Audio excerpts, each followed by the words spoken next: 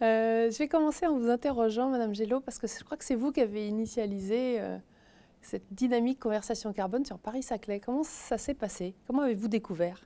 En fait, on en a parlé avec notre partenaire, la LEC Ouest Essonne. Ça faisait partie, quand on a élaboré le plan d'action de notre plan climat, air, énergie territoriale, il y a tout ce volet de la participation des habitants qui est important et qui, pour nous, est indissociable en tous les cas de toutes les actions qu'on peut mener sur le territoire. Et on s'était bien rendu compte en menant le diagnostic que nous avions vocation à aller davantage vers les habitants pour les associer, pour qu'ils soient acteurs de la démarche, pour qu'ils s'en saisissent.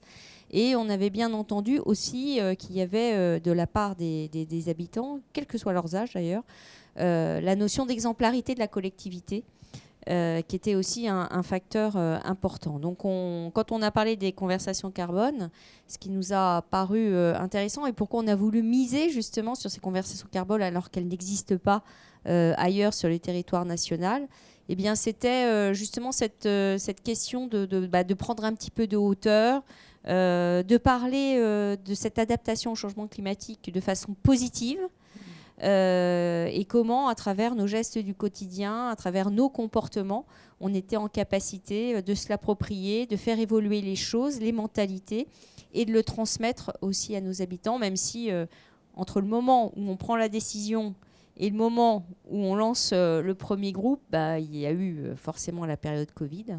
Et donc, ce qui nous a obligés à recaler un petit peu les choses et à nous appuyer sur la LEC et sur Sophie Christian en tant que facilitateur pour monter ce petit groupe carbone. Conversation carbone, voilà. Ouais. Travailler avec les élus, c'était aussi essentiel dans cette question de comment on fait des élus des relais sur les territoires pour qu'ils y croient et qu'ils nous aident à porter les groupes au sein des collectivités. Donc aujourd'hui, et puis bon, c'est quand même des thématiques sur lesquelles on a des élus qui sont très engagés, la preuve, qui ont accepté de jouer le jeu dans le cadre de ce groupe où évidemment il y a des objectifs qui sont fixés et puis bon, c'est toutes les thématiques qui sont abordées. Donc cette question de la décarbonation, elle permet, en travaillant en direct avec les élus, bien ensuite de pouvoir ramener aux échelons des agents communaux, parce que là, on va initier sans doute, lancer un autre groupe avec les agents communaux, et ensuite aller vers les habitants. Et ça nous permet aussi, comme le disait Sophie, de mieux nous adapter à la méthode aussi et de pouvoir y travailler, voir comment ça fonctionne, les réactions des uns des autres.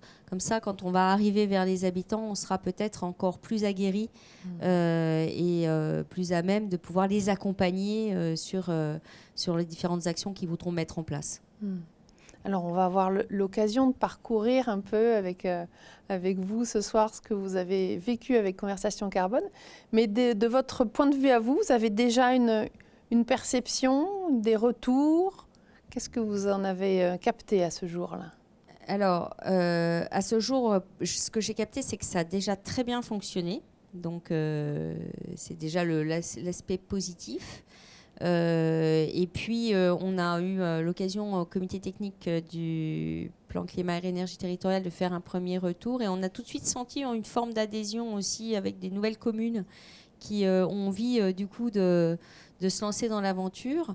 Donc ça, c'est plutôt positif et ça nous conforte dans l'idée du choix qui a été fait de travailler sur cette conversation carbone. Après, ce sera aux participants de vous expliquer, eux, comment ils l'ont ressenti, comment ils l'ont vécu et comment, au contraire, justement, ils pourront être nos meilleurs ambassadeurs.